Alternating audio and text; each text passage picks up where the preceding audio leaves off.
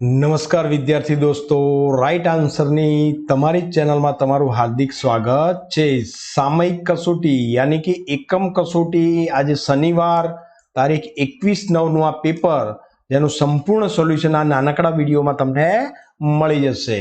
જે મિત્રો પાસે ગાઈડ એપ્લિકેશન છે એમને ચિંતા નથી કરવાની, નથી જેમની પાસે એ લોકો ડાઉનલોડ કરી લે। ડિસ્ક્રિપ્શનમાં એની લિંક આપેલી છે, જેમાં તમને બધા જ ધોરણની બધી જ પીડીએફો બિલકુલ ફ્રીમાં મફત તમને મળશે અને આ એપ્લિકેશન ધોરણ 10 સુધી તમારા માટે બાદશાહ બનીને રહેશે। ચાલો ત્યારે આપણે આગળ વધીએ અને ફટાફટ જવાબો તરફ જઈએ। તો દોસ્તો, અંગ્રેજીના પેપરમાં પહેલામાં શું છે, ફકરા આપેલા છે અને ફકરાના જવાબો આપણે ટૂંકમાં લઈ લઈશું કે હોળી વિશેનો એક આ ફકરો છે। એમાં પહેલો પ્રશ્ન છે કે what is the next day of Holi? હોળીનો બીજો દિવસ કયો? તો અહીંયા લખ્યું છે, જો આ જવાબ છે, the next day of Holi is Dhuleti. આ એનો જવાબ થશે પહેલા પ્રશ્નનો, બરાબર છે। ચાલો બીજો પ્રશ્ન, is Holi children's favourite festival? હોળી છોકરાઓનો પ્રિય તહેવાર છે? તો yes, Holi is children's favourite festival. ફક્ત એટલું તમારે યસ કરીને લખી દેવાનું છે। ત્રીજો પ્રશ્ન, Holi is a festival of colours? જો પહેલી જ લીટીમાં જવાબ લખેલો છે કે Holi is a festival of colours, આ ત્રીજા પ્રશ્નનો જવાબ। ચોથો પ્રશ્ન, people wear new clothes on Holi? લોકો હોળીમાં નવા કપડાં પહેરે છે। વાક્ય ટ્રુ ઓર ફોલ્સ, ખરું કે ખોટું? તો વાક્ય કેવું છે મિત્રો? સાચું, બરાબર। ચાલો પાંચમો પ્રશ્ન, find out opposite word for good from paragraph? ગુડનો વિરોધી શબ્દ પેરેગ્રાફમાંથી શોધો। તો ગુડનો વિરોધાર્થી થશે બેડ। બેડ એટલે ખરાબ, ગુડ એટલે સારું। ચાલો બીજો ફકરો લઈશું। ચાલો દિવાળી વિશે છે। એમાં પહેલો પ્રશ્ન, vote is the next day of Diwali? તો દિવાળીનો બીજો દિવસ કયો? તો અહીંયા લખ્યું છે, the next day of Diwali is new year, બેસતું વર્ષ। તો આ પહેલા પ્રશ્નનો જવાબ, the next day of Diwali is a new year day. બીજો પ્રશ્ન, do people draw rangoli on Diwali? તો જવાબ આવશે હા, લોકો દિવાળીના દિવસે રંગોળી પૂરે છે, યસ, બરાબર। ચલો ત્રીજો પ્રશ્ન, Diwali is a festival of lights? જો પહેલી જ લીટીમાં લખ્યું છે, આ ત્રીજા પ્રશ્નનો જવાબ, Diwali is a festival of lights, LIGHTS, okay.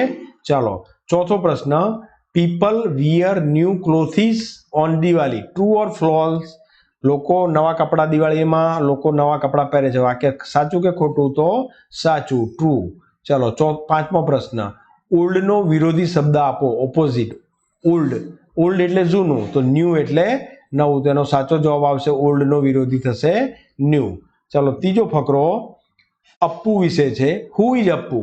તો પહેલી જ લીટીમાં જવાબ છે કે અપ્પુ ઇઝ બેબી એલિફન્ટ, પહેલાનો જવાબ થશે, બરાબર। ચલો બીજો, does Appu have two legs?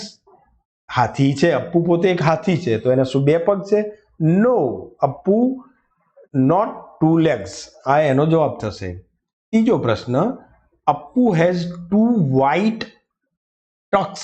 Tux એટલે દાંત, લખ્યું છે ને, it has two white tusk, તો Appu has two white tusk, બરાબર। અહીંયા લખી દેવાનું TUSKS, બરાબર। ચાલો, Appu's weight is 100 kilogram? True or false? તો વાક્ય શું છે? સાચું। આ લખ્યું છે કે its weight is 100 kg। Opposite આપો, સ્મોલ તો એનો ઓપોઝિટ શું થશે? બિગ થશે। શું થશે? બિગ। ચાલો તારે હવે આગળ જઈશું આપણે। આગળ શું છે આપણો પ્રશ્ન? શેરુ વાળો પ્રશ્ન છે કે ભાઈ who wanted to play with Sheru? બરાબર, તો એનો શું જવાબ આવશે મિત્રો? No one wanted to play with Sheru, બરાબર। શેરુ જોડે કોઈ રમવા માંગતું નતું, આ રહ્યો જવાબ, જુઓ, no one wanted to play with him. Him એટલે કોણ? શેરુ। તો આ પહેલા પ્રશ્નનો જવાબ। બીજો, ઇઝ શેરુ આઈ હેડહોગ? તો યસ, હવે લખ્યું છે ને શેરુ ધ લિટલ હેડહોગ, બરાબર છે, તો યસ, બીજામાં શું આવશે? યસ। ત્રીજો, શેરુ હેડ ખાલી જગ્યા ઓલ ઓવર હિઝ બોડી, હા, તો શું આવશે? Sharp quills all over his body, તો શાર્પ ક્વિલ્સ અહીંયા લખી દેવાનું ખાલી જગ્યામાં, બરાબર. તો આ ત્રીજી ખાલી જગ્યામાં ફક્ત આટલું તમારે લખવાનું. ચોથી, Sheru like quills on his body, true or false? તો ચોથાનો જવાબ છે સાચી વાત છે, ટ્રુ આવશે. ચલો પાંચમામાં ઓપોઝિટ આપવાનો છે ડિસલાઇક, તો એનો થશે લાઇક. ડિસલાઇકનો ઓપોઝિટ થશે લાઇક. ચલો પાંચમો ફકરો, હુ રન ફાસ્ટ? તો ફકરામાં જુઓ રામ અને એનો ફ્રેન્ડ શું નામ છે શ્યામ, આ બંનેની વાતો છે. તો શ્યામ ફાસ્ટ દોડે છે, તો શ્યામ રન ફાસ્ટ, શું જવાબ આવશે? બરાબર, Shyam run fast. Is Shyam tall? તો યસ, શ્યામ ઇઝ ટોલ. ત્રીજો પ્રશ્ન, શ્યામ ડઝ નોટ હેવ ખાલી જગ્યા, તો શ્યામ ડઝ નોટ હેવ શું આવશે? Pen. Does not have pen. બરાબર છે. ચલો વાક્ય સાચું ખોટું, શ્યામ હેઝ 2 પેન્સિલ, તો આ વાક્ય કેવું છે? ખોટું છે. શ્યામ પાસે 2 પેન્સિલો નહોતી, એક જ હતી. ફોલ્સ. બરાબર છે. અને સ્લોનો ઓપોઝિટ આપવાનો છે, તો સ્લોનો ઓપોઝિટ શું થાય? ફાસ્ટ થશે. ઓકે, ચાલો આગળ જઈએ. આગળ શું કહે છે ભાઈ, 4 શબ્દો આપ્યા છે, એમાંથી એક શબ્દ બંધ બેસતો નથી. પેરોટ એટલે પોપટ, ડોગ એટલે કૂતરો, પીકોક એટલે મોર અને સ્પેરો એટલે ચકલી. તો આમાં ડોગ એટલે પ્રાણી છે, બાકીના 3 પક્ષી છે. આ પ્રમાણે આપણે શોધવાના છે. ચલો, ચેસ, ક્રિકેટ, મેંગો અને ખોખો. તો આમાં મેંગો જુદું પડે, આ ફળ છે, બાકીની રમતો છે. રેડ, યલો, ગ્રીન અને કેમલ, તો કેમલ પ્રાણી, બાકીના કલર છે. એલિફન્ટ, બટરફ્લાય, હોર્સ અને કાઉ, તો બાકીના પ્રાણી, આ બટરફ્લાય પતંગિયું છે. મિલ્ક, જ્યુસ, વોટર અને બેગ, તો બેગ જુદો પડે, બાકીના 3 છે પ્રવાહી વસ્તુઓ છે. ચલો આગળ, કાર, બસ, એપલ ને બાઇસિકલ. તો કાર, બસ, એપલ ને બાઇસિકલ, તો એપલ જુદું પડે છે, એ ફળ છે, બાકીના વાહન છે. પોટેટો એટલે બટાકું, ઓનિયન ડુંગળી, મેંગો એટલે કેરી ને ટોમેટો એટલે ટમેટું, તો આ ફળ છે, મેંગો છે. બોલ, કેટ, ડોગ, કાઉ, તો એમાં બોલ જુદું પડે છે, આ 3 પ્રાણીઓ છે.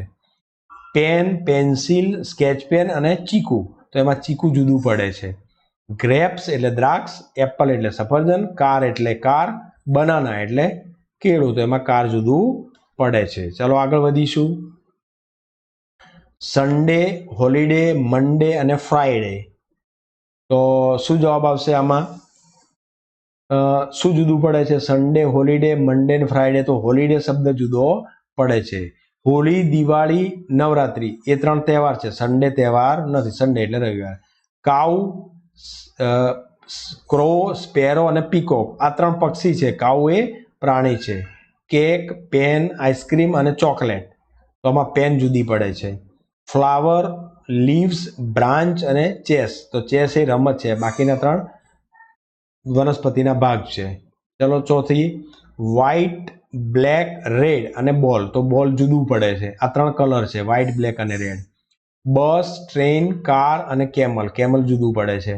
આઈ, ઇયર, બુક અને હેન્ડ, બાકીના 3 શરીરના ભાગો છે, ઇયર, આઈ અને હેન્ડ, બુક જુદું પડે છે. હોર્સ, ક્રો, ડોગ અને કેટ, તો શું જુદું પડે છે?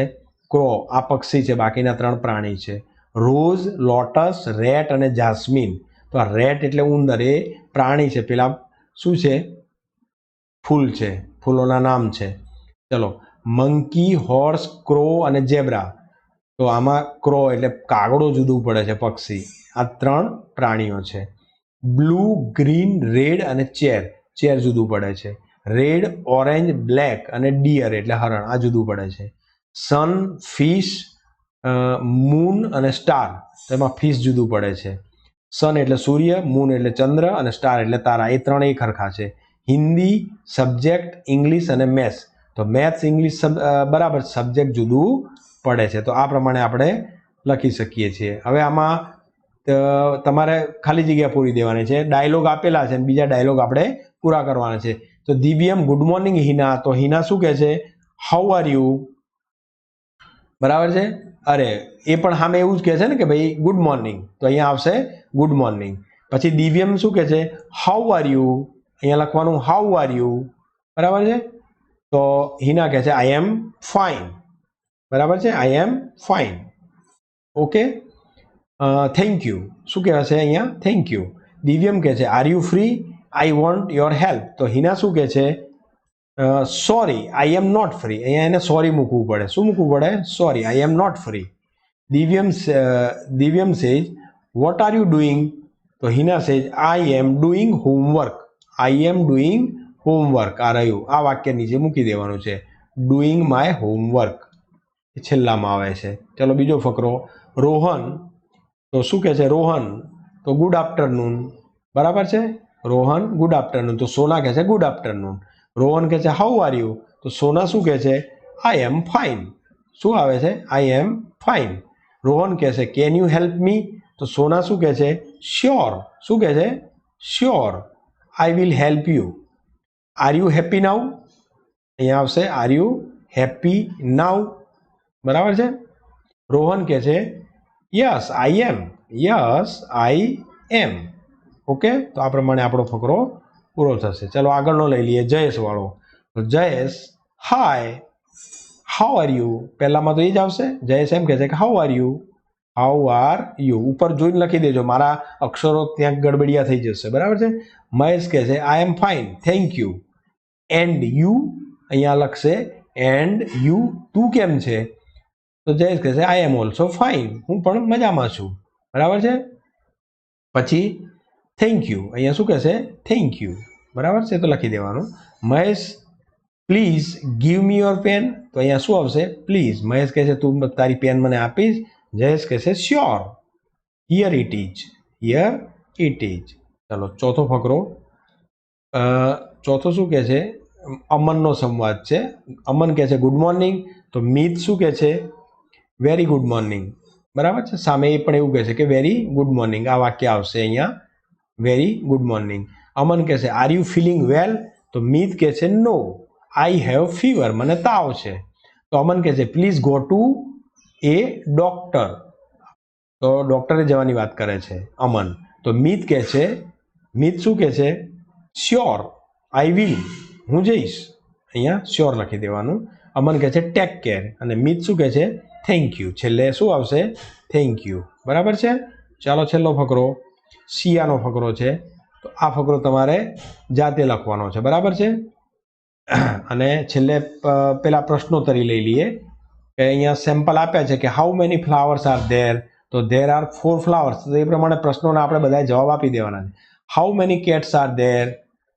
તો ધેર આર 1 બ્લેક કેટ્સ. બરાબર. How many birds are there? તો there are 5 birds. How many lions are there? તો ધેર આર, ચોખ્ખું લખી જ દેવાનું કે there are a lion. There are નહીં કરવાનું, ધેર ઇઝ અ લાયન ખાલી, કારણ કે એક વચન છે. પછી how many girls are there? તો ધેર આર 9 ગર્લ્સ. શું આવે? There are 9 girls. How many bags R there? તો ધેર આર 3 બેગ્સ. તો આ પ્રમાણે આપણે જવાબો આપી શકીએ. તો આ બધા જ પ્રશ્નોના આ પ્રમાણે આપણે પ્રશ્નોમાંથી સીધા આપણને જવાબ મળી જશે. અને છેલ્લે આપણે હાથી વિશે અથવા તો પોતાના વિશે એક એક વાક્ય આપેલા પહેલા પરથી લખવાનું છે, જે તમે મિત્રો પોતાને અનુકૂળતાએ જાતે તમે લખી શકશો. ચાલો તો નવા વિડીયોમાં ફરી મળીશું. ત્યાં સુધી ટાટા અને બાય બાય.